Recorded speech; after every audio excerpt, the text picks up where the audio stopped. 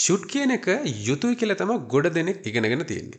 හැබැයි මේ should කියන්නේ යුතුයම නෙමෙයි. should කියන එකට යුතුයි කියනකට අමතරව meanings ගොඩාක් තියෙනවා.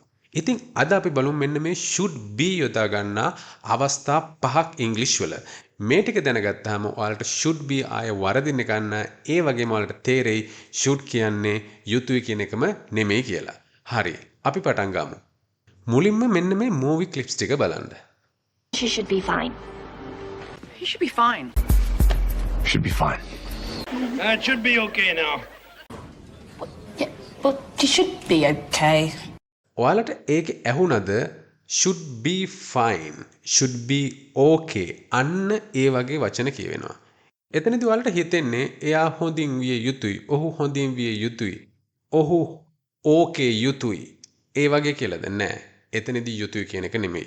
මේක ඊටාම commonly, කියන්නේ ඊටාම සුලභව ඉංග්‍රීසි කතා කරන අය භාවිතා කරන වාක්‍ය රටාවක්. අපි මොකද්ද මේ කියන එක හොඳට බලමු. should be එකකට පස්සේ adjective එකක් යොදාගෙන අපිට කියන්න පුළුවන් මෙන්න මේ වාක්‍ය රටාව. මෙතනදී නිතරම භාවිතා වන adjectives තමයි fine, okay, all right, safe, ready, enough අන්න ඒ වගේ adjectives යොදාගෙන මෙන්න මේ should be එක කලින් යොදාගෙන අපි මෙන්න මේ වාක්‍ය ගොඩක් කියනවා ඉංග්‍රීසි වල. අපි උදාහරණ කීපයක් බලමු. දැන් උදාහරණයකට ගන්න ඔයගේ යාළුවා කියනවා exam එක නම් පට්ට අමාරුයි මචං. exam එක අමාරුයි. අපි මොනවද කියන්නේ එතකොට? ගණන් ගන්න එපා ඔක පාස් වෙලා තියෙයි. It should be okay. Don't worry. It should be okay. It should be okay. මෙතනදී බලන්න මෙතනදී කියවෙන්නේ should කියන එක යුතුයි කියන එක නෙමෙයි. මෙතනදී කියවෙන්නේ ඒක පාස් වෙලා තියෙයි. ඒකට බය වෙන්න එපා. ගණන් ගන්න එපා. ඕක පාස් වෙලා තියෙයි. ඒකේ කිසිම ප්‍රශ්නයක් වෙන එකක් නෑ. It should be okay. It should be okay. මෙතනදීම ඔයාලට කියන්න පුළුවන් it should be fine. Don't worry. It should be fine. අන්න ඒ වගේ මෙන්න මේ should be කියන එක අපිට යොදා ගන්න පුළුවන් මේ වගේ අවස්ථාවලදී. අපි තව උදාහරණයක් බලමු. ඔයාලට මෙන්න මේ වගේ අවස්ථාවක් එනවා නේද? ඒ කියන්නේ යාළුවෙක්ගේ වගේ ඈත දන්නේ නැති පැත්තකට ගිහිල්ලා රැට එද්දී ඔයාලා අහන්නේ මේ පාර රැට ප්‍රශ්නයක් වෙන එකක් නැද්ද? එහෙම අහනවනේ. එතකොට කොහොමද උත්තර දෙන්නේ? එතකොට උත්තර දෙන්නේ ඒක ප්‍රශ්නයක් වෙන එකක් නැහැ. කොහොමද ඒක කියන්නේ? It should be okay. It should be okay. The road should be okay. අන්න එතනදිත් අපි should be භාවිතා කරනවා. එතනදී කියවෙන්නේ ප්‍රශ්නයක් වෙන එකක් නැහැ. අවුලක් වෙන එකක් නැහැ. ගොඩක් අය යනවා ප්‍රශ්නයක් නැතුව. It should be okay. The road should be okay. අන්න ඒ වගේ අදහසක් තමයි මෙන්න මේ should be කියන එක යොදාගෙන කියන්නේ. මොකද මේක අපිට නිතරම කියන්න වෙන වාක්‍ය රටාවක්. හොඳට මතක තියාගන්න should be okay. දැන් මෙන්න මේක බලන්න. දැන් ඔයාලා පාටි එකකට කෑම හදනවා. ඒතර කෑම හදද්දී අපිට එනවා ප්‍රශ්නයක්. මේක ඇති වෙයිද? මේ කෑම ඇති වෙයිද දෙන කට්ටියට? ඒතර කොහොමද මේක දැන් කෙනෙක් ඇහුවොත් මේක ඇති වෙයිද කියලා ඇහුවොත් කොහොමද උත්තර දෙන්නේ? දැන් ඒක ඇති කියලා හිතනවා නම් වාට කොහොමද උත්තර දෙන්නේ? it should be enough. It should be fine. It should be enough. ඒක ඇති වෙයි. අවුලක් වෙන එකක් නෑ. ඇති වෙයි. It should be enough. අන්න දැන් ඔයාලට තේරෙනවා ඇති මෙන්න මේ should be එක adjective එකක් එක්ක යොදාගෙන අපිට ලස්සන වාක්‍ය ගොඩාක් හදන්න පුළුවන්. අන්න ඒ වාක්‍යෙන් නිතරම හදලා පුරුදු වෙන්න, කතා කරලා පුරුදු වෙන්න. එතනදී කියන්නේ should be enough කියලා දාපුවම කියන්නේ ඇති විය යුතුයි කියන එක නෙමෙයි. ඒක ඇති වෙයි. ප්‍රශ්නයක් වෙන එකක් නැහැ. ඔච්චර කණ එකක් නෑ. ඒ ඔක්කොම අදහස් ටික it should be enough, it should be fine, it should be okay කියන එක ඇතුලේ තියෙනවා. ඉතින් අර වචනේ තේරුම ගැන හිත ඉංග්‍රීසි වලින් කතා කරන්න එපා. මෙන්න මේ මුළු වාක්‍යෙම තේරුම අන්න ඒ අදාළ අවස්ථාවට යොදා ගන්න පුරුදු වෙන්න. ඉතින් should කියන්නේ යුතුයි කියන එකම කියලා හිතා ගන්න එපා. හරි. දැන් අපි පළවෙනි උදාහරණය තමයි කතා කරේ should be වල. අපි දැන් බලමු දෙවෙනි උදාහරණය. ඉතින් ඔයාලා තාමත් channel එක subscribe කරලා නැත්නම් ඒක subscribe කරලා bell icon එකත් click කරලා මේ කරන විදිය හොඳයි නම් like එකකුත් දාලා අපි ඊළඟ අවස්ථාව බලමු. හරි. දෙවෙනි අවස්ථාව තමයි showing expectation. මෙතනදී කියන්නේ බලාපොරොත්තුවක්. වෙන්න ඉඩකඩ තියෙන දෙයක්. මේක වෙන්න පුළුවන් කියන අදහසක් කියන්න මෙන්න මේ should be කියන එක යොදා ගන්නවා. උදාහරණයක් කිව්වොත් ඇය මේ වෙලාවේ ගෙදර ඇති. වෙනදා මේ වෙලාවේ ගෙදර ඉන්නවා. ඉතින් අදත් මේ වෙලාවේ ගෙදර ඇති. She should be home now. She should be home now. මේ වෙද්දී ඇය වැඩට ගිහිල්ලා ඇවිල්ලා ගෙදර ඇති. She should be home now. එතනදී අදහස් වෙන්නේ නැහැ. ඇය ගෙදර විය යුතුයි කියන අදහස නෙමෙයි එන්නේ. ගෙදර ඇති කියන අදහසක් තමයි එන්නේ.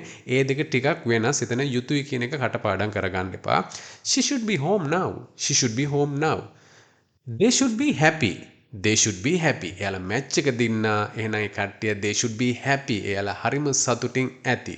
should be happy කියන්නේ සතුටින් ඇති කියන එක සතුටින් විය යුතුයි කියන එක නෙමෙයි. They should be happy. The food should be ready soon. The food should be ready soon. The food ටික කියන්නේ කෑම මේ වෙද්දි පිළියෙල කරලා ඇති කියන්නේ ටක් ගාලා ඉක්මනට ready වෙලා තියෙයි. should be ready soon. ඒ කියන්නේ අපි order කළා දැන් ගොඩක් වෙලා. The food should be ready soon.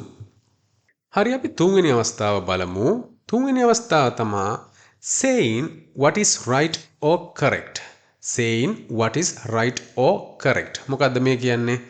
ඒ කියන්නේ සමාජයේ තියෙන යම්කිසි දේවල් මෙන්න මේ විදිහට වෙන්න ඕන. මෙහෙම වුණොත් තමයි හරි කියන. අන්න ඒ වගේ අදහසක් ප්‍රකාශ කරද්දිත් අපි මෙන්න මේ should be කියන එක තමයි යොදාගන්නේ. උදාහරණයක් විදිහට students should be respectful. Students should be respectful. මොකක්ද ඒකෙන් අදහස් වෙන්නේ?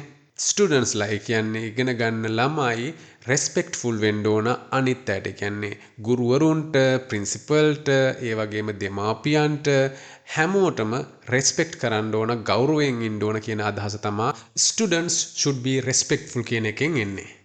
හරි. දැන් මේක හොඳට බලන්න. roads should be clean. roads should be clean. මොකක්ද ඒකෙන් අදහස් වෙන්නේ? පාරවල් වුණාම පිරිසිදුව තියෙන්න ඕන කියන අදහස තමයි road should be clean කියන එකෙන් අදහස් වෙන්නේ. එතකොට මෙතනදී clean කියන්නේ adjective එක, should be එක අපි යොදාගත්තාම මෙන්න මේ වගේ ඒ කියන්නේ පාර පිරිසිදුව තියෙන්න ඕන, ඒක පිරිසිදු විය යුතුයි, ඒ කියන්නේ පිරිසිදු තත්වෙන් තියෙන්න ඕන කියන අදහස ඒක වෙන්න ඕන දෙයක්. අන්න ඒ වගේ අදහසක් තමයි මෙතනදී එන්නේ. හැබැයි ඔයාලා ඉගෙනගෙන ඇති මේ should be, could be, would be වලට පස්සේ අපි verb එක past participle එකෙන් දාන්න ඕන කියන එක. විශේෂයෙන්ම passive වලදී. දැන් මෙහෙම උදාහරණයක් බලුවොත් the road should be cleaned every morning. The road should be cleaned every morning. පාරවල් හැම උදේම clean කරන්න ඕන. මෙන්න මෙතනදී මේක passive වාක්‍යයක්. should be cleaned every morning. කවුරු හරි විසින් මෙන්න මේ පාරවල් හැමදාම clean කරන්න ඕන. මෙතනදී මේ clean කියන එක යොදාගන්නේ verb එකක් විදිහට. හැබැයි කලින් එකේදී clean කියන එක යොදාගත්තේ adjective එකක් විදිහට. මම මේ passive voice ගැන පාඩම් මාලාවම කියන්නේ playlist එකම අපේ තියෙනවා passive voice ගැන. ඒක වෙනම බලන්න. මම ඒක මෙතනදී කියන්න යන්නේ. අපි මෙතනදී බලමු මෙන්න මේ adjective එක should be යොදාගන්න එක. දැන් අපි කිව්වා roads should be clean. road වුණාම ඒ කියන්නේ පාරවල් වුණාම පිරිසිදුව තියෙන්න ඕන. අන්න ඒ අදහස මෙතනදී ගන්න. ඊළඟ එක අපි බලමු children should be safe.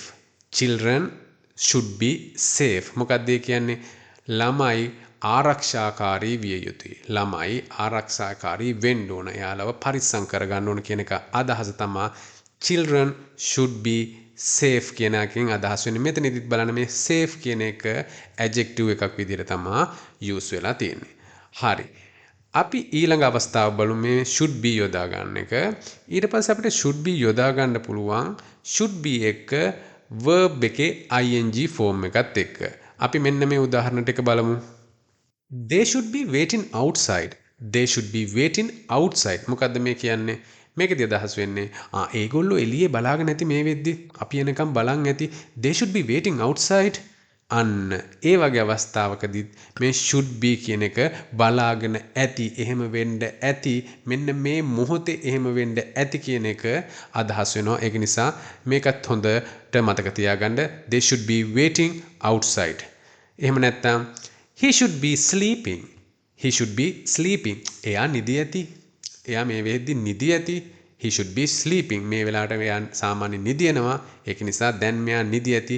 he should be sleeping. එතකොට මෙතනදී waiting කියන එකේ sleeping කියන එකේ දෙකේම ing එක තමයි අපි යොදාගත්තේ. එතකොට අපිට මේ should be යොදා ගන්න පුළුවන් verb එකක් එක්ක ing යොදාගෙන.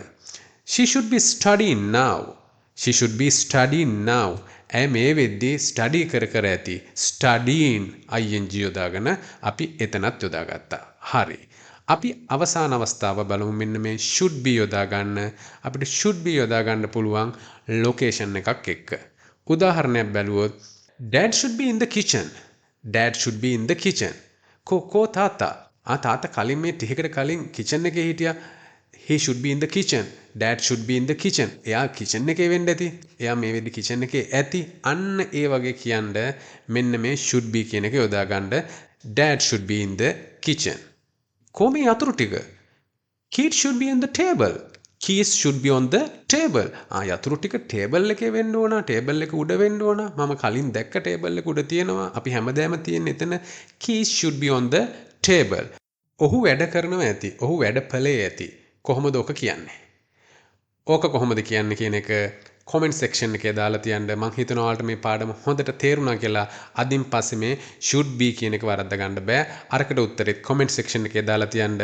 ඒ වගේම ඔයාලා මෙන්න මේ වීඩියෝස් දෙක බලලා නැත්නම් ඒ වීඩියෝස් දෙකත් බලන්න. ඒ වීඩියෝස් වලත් ඊටාම වැදගත් points ගොඩාක් අපි කතා කරනවා. එහෙනම් අලුත් පාඩමකින් හමු වෙන තුරු ඔයාලා හැමෝටම සුබ දවසක්.